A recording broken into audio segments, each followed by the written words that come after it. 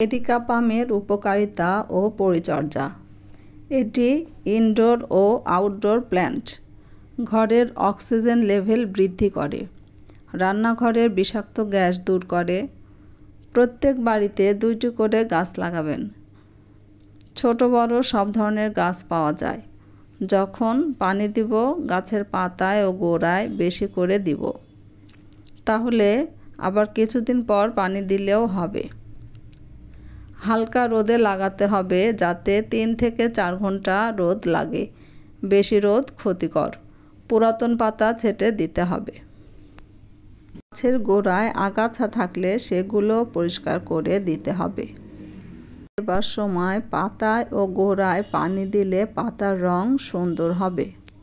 দীর্ঘ সময় যেন রোদ না লাগে সেদিকে লক্ষ্য রাখতে হবে।